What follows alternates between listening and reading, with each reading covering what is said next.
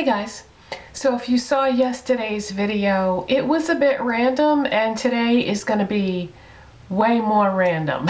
So if you liked yesterday's video, you're going to love today's because it's going to be even more random. I think it's just fun to just sort of jump all over the place and talk about a lot of different things. I'm going to be incorporating more and more lifestyle type things into my videos and not have it always be just about makeup, because let's face it, life is more than makeup. I mean, it's an important part, but that isn't all there is in life.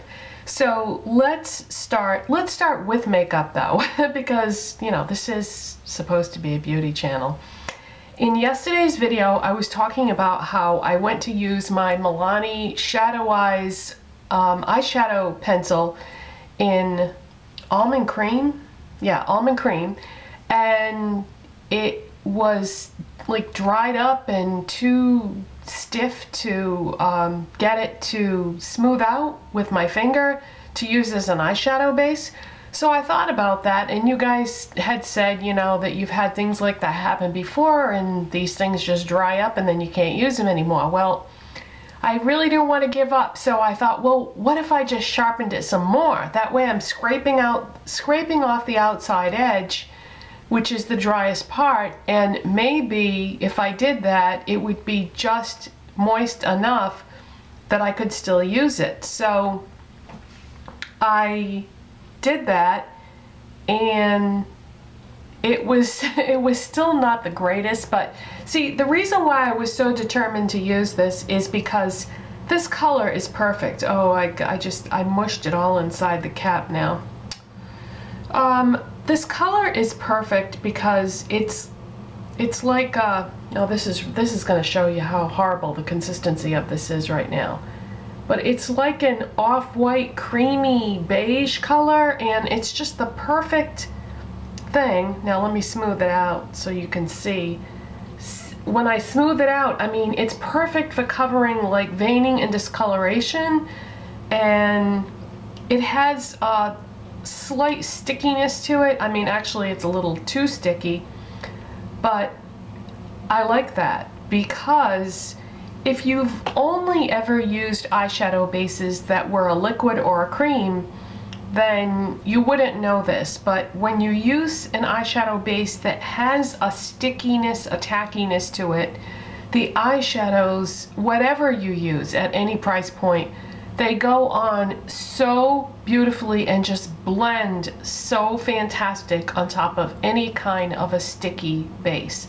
So I tried to like warm this up on my fingers, and I did use it today, and oh my god, yeah, I really like these for that reason. So I think I'm just gonna keep, you know, struggling with it a little bit, because it's worth it, because it just is so amazing as an eyeshadow base. And like I said, I do have these in other colors, and for some reason I don't have that problem with those. So something about this particular shade I think has more of a tendency to get dried out. But anyways, that's what I did. I just sharpened it more, and that got more of like the inner core so that I could get at it and use it. Another thing I wanted to mention is I was talking about Essie Au Naturel nail polish recently. I guess it was yesterday's video, which is what I have on with the Essence Accent Nail. But I bought another polish the day that I bought the Essie Au Naturel, and I hadn't mentioned it because I haven't worn it yet, but I plan on wearing it, but probably not until winter is over, because I don't associate this color with winter. But I wanted to get it now because I find that when it comes to trends and seasonal things, when you want to get something, you can't get it. The shelf is always empty, and it just becomes an exercise in frustration. So I picked this up now so that I can wear it, and I will have it when I want it, and that is Essie Blanc, and it's just a white cream polish. But I kept thinking that Essence pink sparkly polish, how gorgeous would that look either as an accent nail with this, or even over all 10 nails with this. I just thought it would look even prettier against a white base. So anyways, I bought this the day that I bought Au Naturel, and I just forgot to show it to you. So white nails are always pretty in the warm weather, because a lot of times the tanner you are, I think the prettier this looks. But I didn't really get much of a tan last year. I didn't really go outside that much for some reason, but hopefully I will this year, because this looks really pretty in the warm weather. So I forgot to mention that. And also in my favorites video this year, when I was talking about my favorite eyeshadows, there was a glaring omission. How could I not mention my Lorac Pro Palettes? I can't believe I forgot to put these in my favorites video. I think because I was so rushed in that video and I was trying to talk so fast and cram so much into it, I noticed that other people divided their favorites, their yearly favorites up, and they did like, you know, maybe a lips video and then an eyes and face video or something like that. I should have done it that way too, because then I wouldn't have forgotten anything. And I also meant to mention this in yesterday's video specifically because I had all Lorac eyeshadows on in yesterday's video. But the reason why I'm bringing this up now is because I didn't want to leave this out forever, because if you have never tried Lorac eyeshadows, they have the most awesome consistency. They're just so smooth and silky. And yesterday I used all shadows from the original Lorac palette. I had on cream, nude, and taupe. I had on cream, nude, and taupe yesterday. I had on cream is my highlight shade. I've been doing a matte highlight lately instead of a shimmery one, and I kind of like it. I don't know, it just something different. And then I had on nude on my lids, and then I had taupe in the crease. But if you've never tried a Lorac eyeshadow, I would say start with the first Pro palette, and then you know, if you like it, move on to the second one. The second one is really nice too. I do love what I have used on this, but I admit I have not used every single shade in this yet, just because I have so many eyeshadows that it's really hard to use all of them. That sounds awful. But anyways, yeah, this is a really great supplement to the first one, and they seem to all work well together. Like, you can pick and choose, and you can use some from one and some from the other to do a look. But I didn't want to leave those out because they definitely deserve to be included in my best eyeshadows of the year. Okay, let's move on to some other categories now. Let's talk about hair products for a minute. You may have noticed that when I had colored my hair a couple weeks ago, I guess it was, and I loved the color that I used, and I think it was more flattering on me than the color I have now, and it just went back a couple days later to the same color it was before. And that's my fault, because for some reason I convinced myself a long time ago that I didn't have to use shampoo and conditioner for color treated hair, and you kind of do. It makes a huge difference, because what happened was I colored my hair, I loved it, and a couple days went by and I washed it, and because the shampoo I was using was not for color treated hair, it stripped it. It stripped that color right off.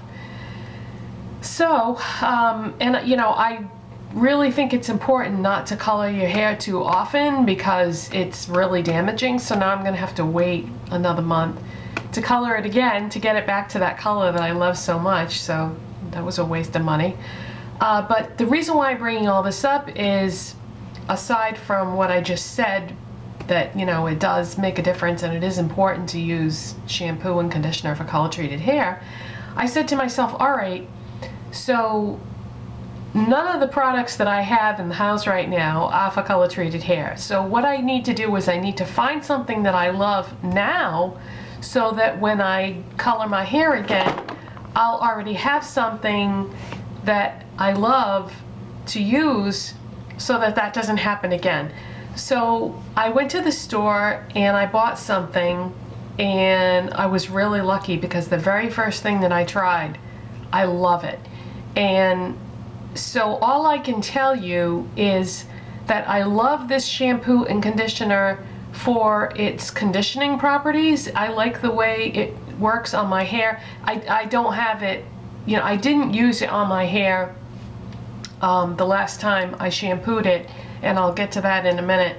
But I love this shampoo and conditioner that I'm about to show you for its conditioning properties, but I can't say how well it works in terms of like not stripping your hair or maintaining whatever color you use, so I'll have to wait and see.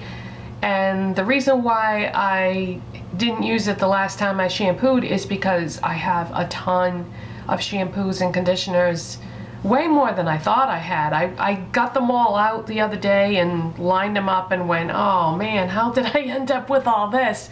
So I want to use, I know I won't be able to use them all up by next month, but I want to use at least some of them. And so I'm going to be using those over the course of the next month, and so my hair will get even more stripped. But that's okay because, you know, I don't want to waste all that stuff. And so anyways, what is the product? What is the product? Spit it out. What I'm going to be using when I color my hair again is L'Oreal Paris Advanced Hair Care Color Vibrancy Nourishing Shampoo and Conditioner. It says daily care for color treated hair up to 60 days, sealed in color vibrancy with antioxidants.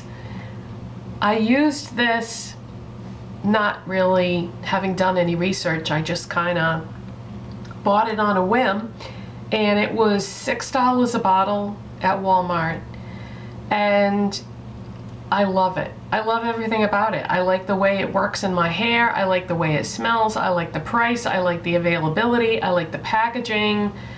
The only thing I don't know about yet, like I said, is, you know, how well it's going to do at maintaining my color once I color my hair. But this is awesome. So just wanted to throw that out there. That's what I'm going to be using. But for the next month, I'm going to try to use up some of the stuff that I already have, because I went through a phase there for a while where I just kept trying things and buying new things before I finished what I had. And so now I want to use those things up. Okay, now we're going to move on to something that has nothing to do with beauty, but it's such an exceptional product, and I think it's an item that most people have in their homes that I wanted to talk about it. I'm going to talk about a spatula. And you're probably thinking, what? Why are you going to talk about such a boring thing? Because the spatula that I had been using, that I had had for years, that was excellent quality, it finally wore out and I had to replace it. And I didn't think, you know, it was going to be any big deal. And so I bought a new one. The new one fell apart immediately, and so didn't the one after that. And I didn't think it was so difficult to buy a new spatula. So I was going to buy one that was the brand I had before that had lasted for years and years and years, except for I couldn't find that brand at any of the stores. I think it was given to me as a gift a long time ago, I think, and I think that's why I couldn't find it, because who knows where they had bought it. So anyways, I finally did find one after several tries that is fantastic, that is not showing any signs of wear whatsoever, and finally it held up. And that is, the brand is OXO, and it's at Bed Bath & Beyond. Off the top of my head, I don't remember how much I paid for it. It was a little more expensive than a spatula would normally be, But if I don't have to replace it every week, then it's worth it to me to spend a little bit more money. But this sucker is tough. Now somebody's going to ask me, well, what kind of material is it made out of? I don't know, because I don't have the packaging and the label anymore. But, you know, if you're interested and you shop at Bed Bath & Beyond, you might want to take a look at this if you're in the market for a new spatula, because this is fantastic. So it's OXO, and it doesn't have any information on it other than that. It probably was on the packaging that came with it, but I don't have that anymore, because I wanted to use this for a while and see how it went, and never thinking that I would be talking about it in a video. But I'm telling you, if you are in the market for a new spatula, this is really, really great, and I think I'm going to have this for a long, long time. And they also have sets of cooking tools by this brand if you wanted to buy like a complete set with a spatula and spoons and, you know, all that sort of thing. But I just wanted to mention this because it is absolutely fantastic. So I think that's going to be it for today. I think we're going to have to continue with our randomness another day. And thanks for watching, and I'll see you next time. Bye.